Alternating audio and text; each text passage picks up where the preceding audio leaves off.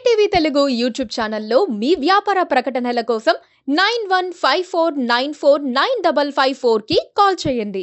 తెలంగాణ రాష్ట్ర వ్యాప్తంగా కూడా రైతులందరూ కూడా రైతు రుణమాఫీ ప్రభుత్వం ఎప్పుడు చేయబోతుందని ఎదురు చూస్తున్న పరిస్థితిలోనే ముఖ్యంగా రేవంత్ రెడ్డి అధికారులతో కీలక సమావేశం నిర్వహించినట్లు కూడా తెలుస్తుంది. ముఖ్యంగా మనం చూసుకున్నట్లయితే ఈ యొక్క ప్రాథమిక పంట రుణమాఫీ ఏదైతే ఉందో దీనికి సంబంధించి దాదాపుగా 2 లక్షల లోపు ఎవరైతే రైతులు రుణం తీసుకున్నారో పంటకు సంబంధించి దానికి సంబంధించి దాదాపుగా 30,000 కోట్లు అవసరం అవుతాయని చెప్పేసి ఒక ప్రాథమిక నిర్ధారణకు రావడం జరిగింది. సో ప్రస్తుతానికి ఇప్పుడు కేంద్ర ప్రభుత్వంతో సంబంధం లేకుండా రాష్ట్ర ప్రభుత్వం ఈ యొక్క నిధులను సమకూరుస్తుందా అంటే ఇది ఒక పెద్ద ప్రశ్నగానే చెప్పుకోవచ్చు. ఎందుకంటే ఇప్పుడు ప్రస్తుతానికి తెలంగాణ రాష్ట్ర ప్రభుత్వం అప్పుల్లో ఉన్న పరిస్థితిలో ఈ యొక్క మరొక 30,000 కోట్లు ఏదైతే ఈ యొక్క ప్రాథమిక పంట రుణమాఫీ ఉందో దీనికి సంబంధించి దాదాపుగా 30,000 కోట్లు అవసరమైతే అని చెప్పి అధికారులు ఒక నిర్ణయానికి రావడంతోనే మరొక 30,000 కోట్లు ప్రస్తుత ప్రభుత్వం మీద కొంతమేర భారం పడే అవసరమైతే ఎంతైనా కనిపిస్తూ ఉంది. ముఖ్యంగా మనం చూసుకున్నట్లయితే అంటే ఈ యొక్క రుణమాఫీ ఏదైతే ఉందో కేంద్ర ప్రభుత్వ నిధులతో సంబంధం లేకుండా కేవలం రాష్ట్ర ప్రభుత్వమే ఈ యొక్క నిధులను కేటాయించాలని చెప్పేసి భావిస్తున్న పరిస్థితి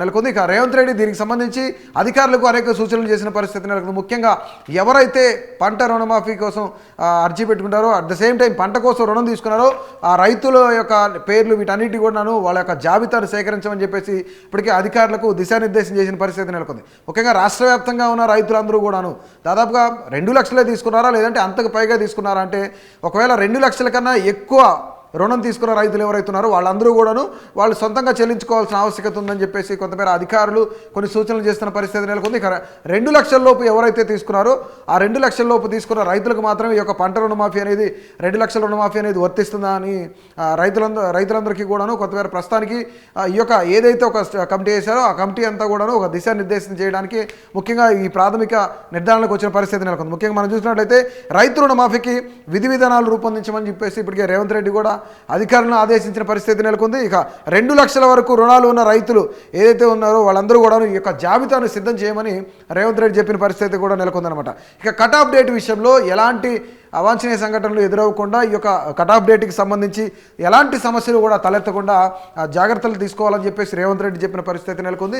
ముఖ్యంగా ఈ యొక్క రైతుల పంట రుణమాఫీ కోసం రైతులు ఎవరైతున్నారో వాళ్ళందరి జాబితాను సేకరించే పరిస్థితి అయితే ఈ యొక్క కమిటీ అయితే లేదంటే అధికారులు అయితే ముందుగానే కసరత్తులు చేసిన పరిస్థితి నెలకొంది. ముఖ్యంగా మనం చూసుకున్నట్లయితే రాష్ట్ర వ్యాప్తంగా దాదాపుగా పంట రుణమాఫీ చేయాల్సిన ఫండ్ దాదాపు 30,000 కోట్ల పైచిలకే ఉన్నట్లు కూడా తెలుస్తుంది. ఒక నిర్ధారణకైతే రావడం కూడా జరిగింది.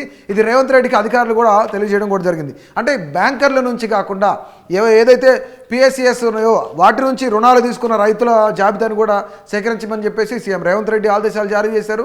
అంటే ఇప్పుడు బ్యాంకర్ల నుంచి తీసుకుని ఎవరైతే బ్యాంకుల నుంచి రుణాలు తీసుకున్నారో వాళ్ళు కాకుండా పిఎస్సిఎస్ల నుంచి పంట రుణం ఎవరైతే తీసుకున్నారో వాళ్ళ జాబితాను కూడా లెక్కేయమని చెప్పేసి చెప్పిన పరిస్థితి నెలకొంది. ఇక ముఖ్యంగా మనం చూసుకున్నట్లయితే ఒకే బ్యాంక్ కాకుండా వివిధ బ్యాంకులు ఏవైతే ఉన్నాయో ఈ బ్యాంకుల ఖాతాల్లోంచి పంట కోసం రుణం తీసుకున్న పరిస్థితి నెలకొంది. వీటన్నిటిని కూడి అంటే ఒక బ్యాంకులో 50,000 ఇంకో బ్యాంకులో 30,000 మరొక బ్యాంకులో 150,000 ఇట్లా తీసుకుంటే కనుక వీటన్నిటిని కూడాను టోటల్ వేసి వాళ్ళకి పంట రుణమాఫీ వస్తుందా రాదా అర్హులా కాదా అనేది కూడా ఇదొకటి ప్రస్తుతానికి అయితే ఈ ప్రక్రియ అయితే కూడా కొనసాగుతూ ఉంది. ముఖ్యంగా మనం చూసుకున్నట్లయితే 1 కన్నా ఎక్కువ బ్యాంకులలో అంటే 1 లేదా 2 బ్యాంకులు ఇప్పుడు మనం చెప్పుకున్నట్లు వివిధ బ్యాంకుల్లో రుణాలు తీసుకుంటే కనుక వీటన్నిటిని కలిపి ఎంత పెద్ద మొత్తం అవుతుందా లేదంటే ఒకవేళ 3-4 బ్యాంకుల్లో 2 లక్షల లోపు తీసుకున్నా సరే పంట రుణమాఫీ అవుతుంది. కానీ 3-4 బ్యాంకుల్లో కలిపి 2 లక్షల కన్నా పై చిలుకు రుణం ఎవరైతే తీసుకున్నారో వాళ్ళకి కొంతమేర ఇక్కడ ఏవైతే అర్హులని ఉన్నారో వాళ్ళని ట్యాగ్ చేస్తున్నారో వాళ్ళకి ఈ 2 లక్షల రుణమాఫీ అనేది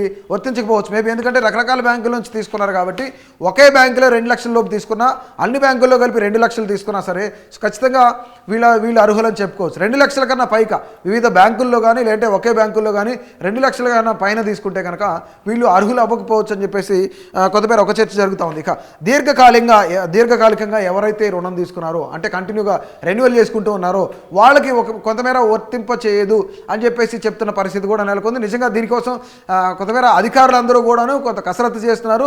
అర్హుల లిస్టు ఎవరైతే ఉన్నారో వాళ్ళని ఫైనల్ అవుట్ చేస్తున్నట్లు కూడా తెలుస్తుంది. ముఖ్యంగా కొన్ని ఏవైతే కీలక సూచనలు అయితే డెఫినెట్లీ ఉంటాయి. అందరికీ వర్తిస్తుందా అంటే అందరికీ వర్తించే ప్రసక్తి అయితే లేదని కూడా కొంతమేర ఇప్పుడు చర్చ జరుగుతుంది. ముఖ్యంగా మనం చూసుకున్నట్లయితే ఈ యొక్క విధి విధానాలు ఏవైతున్నాయో వాటన్నిటిని కూడా రూపొందించాలి. అట్ ద సేమ్ టైం అర్హులు ఎవరు, అర్హులు కాని వాళ్ళు ఎవరు, వీళ్ళందరినీ కూడా డివైడ్ చేయాలి. అట్ ద సేమ్ టైం 15 ఆగస్టుకి ఖచ్చితంగా రుణమాఫీ చేస్తామని చెప్పేశాడు సీఎం రేవంత్ రెడ్డి చెప్పిన పరిస్థితి నెలకొంది. ముఖ్యంగా ఈ యొక్క 15 ఆగస్టు ఏదైతే కట్ ఆఫ్ డేటు దానికి సమస్యలు తలెత్తకుండా ముఖ్యంగా అధికారులు కొన్ని దిశానిర్దేశాలు చేయాలి. అట్ ద సేమ్ టైం వీటన్నిటికి సంబంధించి ఒక నిర్ణయానికి అయితే ఫైనల్గా రావాలని చెప్పేసి రేవంత్ రెడ్డి ఒక కీలక సమావేశం అయితే నిర్వహించారు. ఈ సమావేశంలో అనేకమైన విషయాలు రైతుల గురించి చర్చించిన పరిస్థితి నెలకొంది.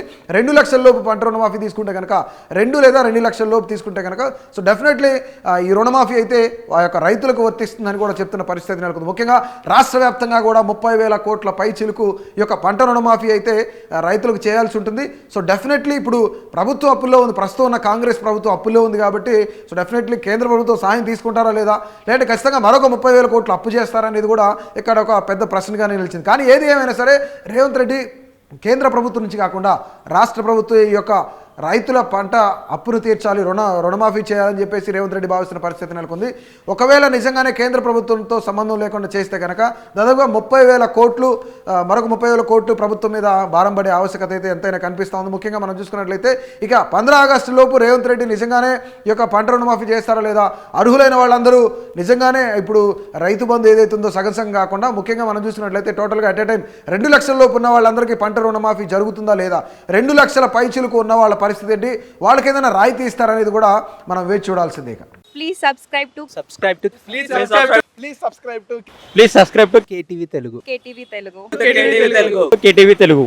KTV Telugu channel.